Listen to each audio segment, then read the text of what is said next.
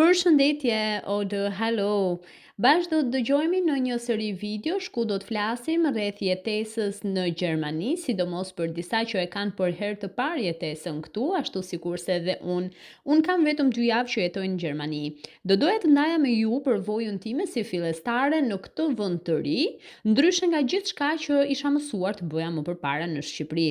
Në këto ditët e para këtu në Gjermani çdo gjë ka qenë një përzierje emocionesh, nga entuziazmi pra për një fillim të ri, te frika dhe pasiguria që t'jep një vend i panjohur e tjera e tjera. Gjëja e parë që të bie në sy këtu është organizimi dhe qetësia. Rrugët janë të pastra, njerëzit janë të qetë, ndonjëherë e thon në fakt shumë të ftohtë, po për këtë do të flasim në një video tjetër, por ama janë gjithmonë të saktë. Si dikush që vjen nga një vend ku komunikimi është i ngrohtë dhe shpesh spontan, më është dashur të mësoj të kuptoj distancën që ata mbajnë.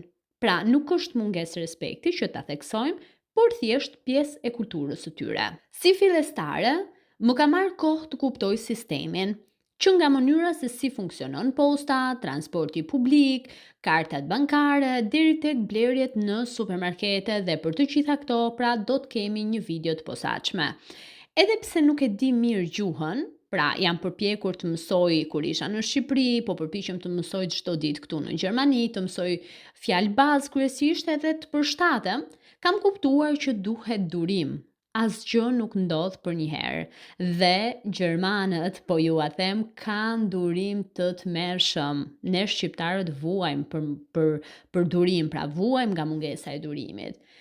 Patjetër si çdo njeri që largohet nga vendi i tij, ndjejmë mungesën e familjes, ndjejmë mungesën e miqve, ndjej mungesën të komunikoj shqip, pra ndjej mungesën e gjuhës time. Por njëkohësisht ndjej që këtu mund të ndërtoj një jetë më të sigurt, më të qëndrueshme, më me shumë mundësira.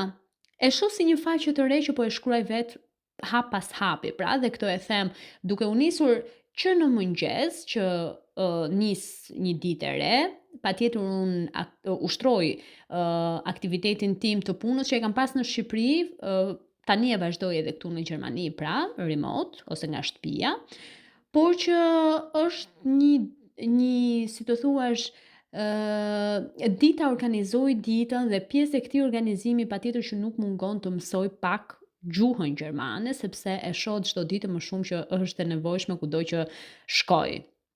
Kështu që edhe nëse ti je në fillimet e tua në Gjermani ose po planifikon të vish, dua të të them që nuk je vetëm. Është normale të ndihesh i pasigurt, e vetmuar apo e hutuar, por dita ditës çdo gjë bëhet më e lehtë, më beso. Faleminderit që më dëgjuat. Nëse doni të më ndiqni në rrugtimin tim të ri, mos harroni të abonoheni dhe të lini një koment me përvojën tuaj.